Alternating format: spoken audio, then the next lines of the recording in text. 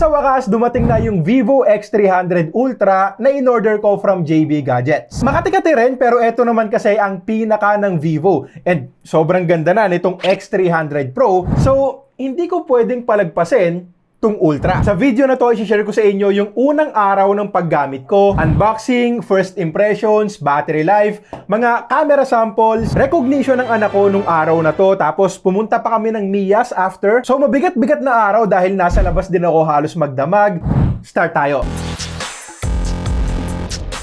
Almost 7 AM, dumating na yung order ko dito sa Cavite. So, thank you ulit JB Gadgets sa maagang pag-deliver. PM nyo na lang sila kung gusto nyong kumuha nito. Unboxing ka agad kasi 8 AM yung recognition ng anak ko. So, mabilisan lang. Meron tayo ditong free case na kakulay ng phone, Type-C to Type-C cable, 100 watts na fast charger, at SIM ejector tool. Eto na nga yung mismong unit natin at sabihin ko lang kaagad na sobrang fresh tignan nitong kulay green. Eto yung hero color nila this year, kaya yan na rin yung pinili ko. At walang pagsisisi kasi ang ganda sa personal. Two-tone design, may white and black color options din tayo sakaling gusto nyo. Pero para pansin ka agad na bagong X300 Ultra ang gamit mo, mas magandang ang piliin tong green. Bukod sa fresh, premium din talagang tignan. Bagay na bagay yung silver accent sa green colorway. Kumikinang-kinang pa yung back panel pag natatamaan ng liwanag. Engraved yung logo ng Vivo. Ang social din tignan ng gilid ng camera. At syempre, andyan din yung logo ng Zeiss. In terms of build naman, yung kapal ng phone okay lang, pero yung kapal ng mukha mo...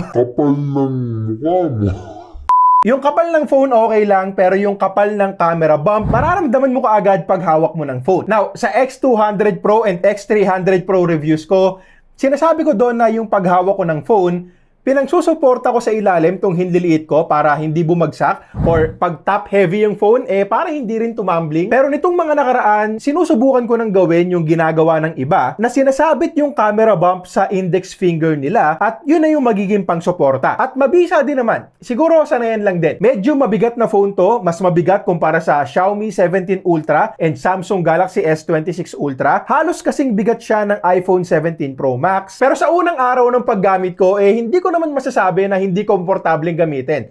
Ramdam lang talaga na may pagka-bulky ng konti yung phone. Tapos pagdating naman sa materials, syempre pang flagship, glass back, metal frame, armor glass protection para sa display, proprietary glass protection yan ng Vivo para sa mga phones nila, and IP68, IP69 rated din syempre. Balik tayo sa unang araw ko. After kong i-unbox at i-setup, syempre, chinurge ko rin kaagad. Nagmamadali kasi nga late na kami sa recognition, so in-enable ko na dyan yung super fast charging option. And buti naman, nung natapos na akong mag-ayos ng 8:13 AM, napuno na rin kaagad. Late pero nakaabot pa naman kami sa recognition, and syempre, mostly picture-picture ang ginawa ko dito. Naka-mobile data since nasa labas. Natapos kami ng around 9:30 AM, 95% pa yung battery ko dyan. At dito makikita nyo na rin naman na maliwanag yung display, and kita pa rin kahit nasa labas ako't maaraw. Meron tayong 6.83-inch LTPO display with 144Hz refresh rate and 2K resolution. Default resolution natin ay 2772 by 1260. At hindi ko na ginalaw yan. Naka-auto refresh rate lang din ako. Ultrasonic fingerprint sensor. So far, wala akong problema. Mabilis. Tapos, sinubukan ko ring manood sa Netflix ng anime, Dr. Stone, SmackDown Live, and One Piece live action. At goods naman sa lahat. Maganda yung kulay tsaka kompleto sa Netflix. Widevine L1, Dolby Vision, and HDR10 support. Tsaka habang nanonood, napansin ko rin kaagad na di hamak na mas malakas at mas maganda yung sound quality ng speakers nito kumpara sa X300 Pro. Sa testing ko kasi ng X300 Pro at X200 Pro, kapag kinukumpara ko sila sa flagships ng Apple and Samsung, lamang sila sa maraming aspeto, pero pagdating sa speakers, hindi pa kasing level. Dito sa X300 Ultra, mas malakas at mas maganda na kumpara sa parehong iPhone 17 Pro Max and Galaxy S26 Ultra.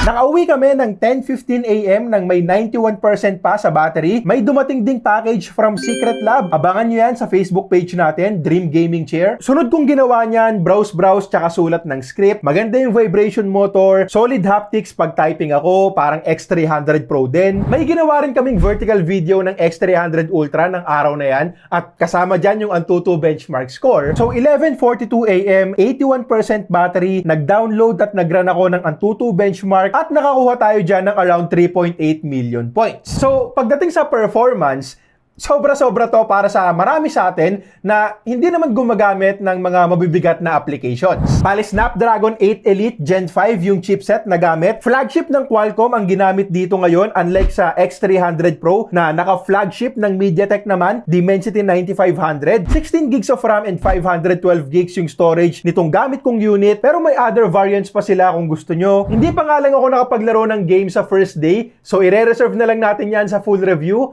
Pero kung mga ML ka lang naman, HOK, Call of Duty, and casual gaming lang, I don't think na magkakaroon ka ng problema. After mag-Antutu benchmark, sinut ko na yung mga vertical B-rolls para sa video. Follow nyo kami sa Facebook and TikTok para mapanood yung mga unboxings namin. Natapos ako ng 12:28 PM, 71% battery pa, pahinga tsaka konting nood ng YouTube. Then 2:04 PM, nasa labas na ulit kami niyan. Papunta naman kami ng Manila International Auto Show para lang tignan yung mga pangarap na sasakyan, para ma-inspire at sipagan. Sulat ulit ng script habang nasa biyahe. Again, naka-mobile data tayo. At pagdating nga namin dito, picturean at videohan na kaagad yung inatupag namin. So, para sa camera, meron tayong 200 megapixel main shooter, 200 megapixels din na periscope telephoto with 3.7x optical zoom, 50 megapixel ultra-wide, 50 megapixel selfie cam, at andyan pa rin yung Zeiss Optics and T-Star coating. Hindi pa to full review, so pakita ko lang muna sa inyo yung mga photos and videos na nakuha ko ng araw na to. Pero sabihin ko na ngayon na just like the X300 Pro, hindi ako nadismaya dito. Solid camera phone din talaga.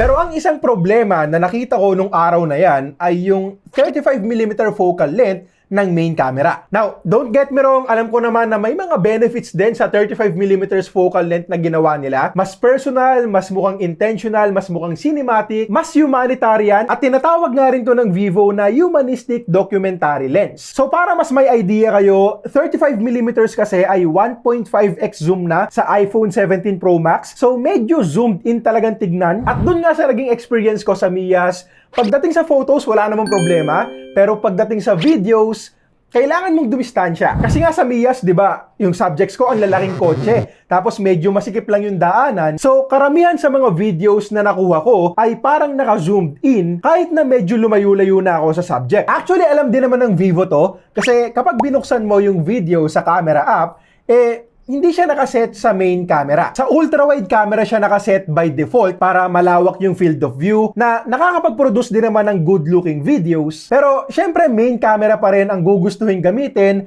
ng karamihan sa atin. So pagdating sa quality ng parehong photos and videos, wala akong masasabi, parehong solid. Actually may lag option pa nga tayo hanggang 4K 120 FPS. So talagang ultra yung camera. Pero tingin ko legit na posibleng maging pain point yung 35mm focal length ng main cam kapag nag-shoot ka ng video sa tight spaces tulad nga nung na-experience ko sa Miyas. At parang naman sa mga magtatanong kung bakit hindi ako bumili ng photography kit, meron din kasi to. Well, two reasons. One, hindi ako magpapaka-plastic sa inyo. Namahalan ako. Itong 16-512 variant kasi na nakuha ko ay naglalaro lang ng 75 to 80,000 pesos. Pero yung may photography kit, nasa 120k na pataas. Nasa 40k din yung difference. And pwede naman kung hilig mo talaga yan. Pero sa experience ko kasi dito, sa X300 Pro, ito yung binilan ko ng photography kit.